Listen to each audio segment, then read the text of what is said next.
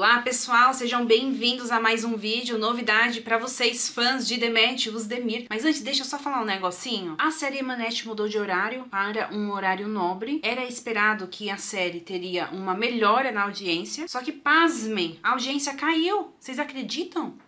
Na semana passada, a média total estava em torno de 1,5 ponto. Na estreia deles, no horário das 9h15 da noite, eles conseguiram 1 ponto de audiência. Não entendi muita coisa, não sei se é porque as pessoas estavam já acostumadas com aquele horário, mas por enquanto a mudança não surtiu efeito, tá bom? Agora vamos falar de Demetrius Demir. Há alguns vídeos atrás eu comentei que a atriz Aslan Enver havia se casado. E as notícias de agora indicam que ela está grávida. Só que antes dela saber da gravidez, ela havia assinado um contrato para protagonizar uma série, Meu Nome é Farah, para o canal Fox. Mas por causa da gravidez, ela decidiu se retirar do projeto e se dedicar à gestação. As notícias de agora indicam que o papel dela foi oferecido para a Demetrius Demir, que teria gostado da história e estaria avaliando a proposta. A decisão da Aslan Enver em se retirar do projeto custará a ela 280 mil liras pela quebra do contrato, e a série Meu Nome é Farah contará a história de uma mãe que descobre que o filho tem uma doença grave. Ela precisará de dinheiro para o tratamento do filho dela e por isso ela vai se sujeitar a trabalhar para a máfia. O ator Engin Akyurek está sendo apontado como o possível novo parceiro da Demetrius Demir se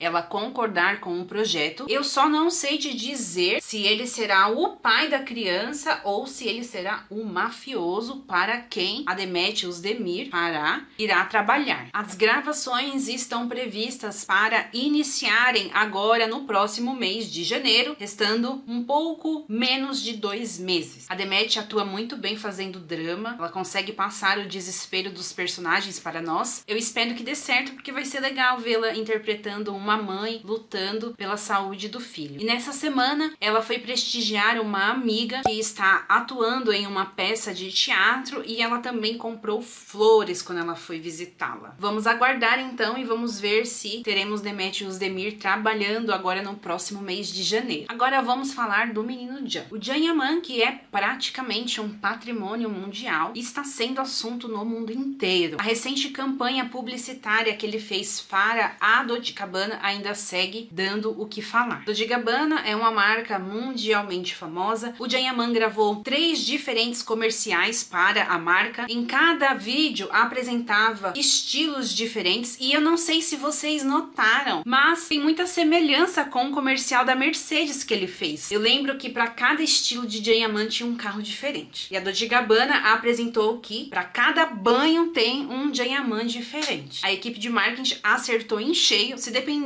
dos fãs, o Can Yaman vai acabar com a água do planeta só tomando aqueles banhos. E os 3 comerciais que foram gravados foram exibidos nas 29 milhões de contas do Dolce & Gabbana em torno de todo o mundo. 29 milhões, gente, por 3 dias. Isso contribui bastante para a popularidade do rei, que já estava repercutindo por causa do comercial, e agora o assunto é os 29 milhões de contas. O Can Yaman já vestia Dolce & Gabbana, mas eu acredito que foi por causa dessa nova parceria dele que tiraram todas as fotos dele da Tudors. Mas, de qualquer forma, foi uma troca justa, né? Tudors por Dolce & Gabbana. E agora, a repercussão da quantidade de contas que o Can Yaman foi exibido da Dolce & Gabbana é o assunto em torno do mundo inteiro. Eu só espero que a Dolce & Gabbana tenha muito retorno financeiro através desse comercial do Can Yaman, para que a gente continue assistindo ele se banhando. Agora, meninas, vamos falar do Cavante. Na última aparição dele, ele apareceu com uma tatuagem nova na mão, uma rosa. Os repórteres perguntaram para ele se tinha algum significado, ele disse que não queria falar, e há alguns anos atrás ele tatuou um dragão. E aí vocês já sabem, já podem imaginar que a mídia turca caiu em cima do Cavante. Na época ele disse: só Deus pode me julgar. Tudo isso por causa de uma tatuagem. E as notícias de agora indicam que esta rosa que ele fez na mão foi em homenagem à esposa dele, porque de todas as flores, a rosa é a preferida dela. Gente, de repente não tem significado nenhum, né?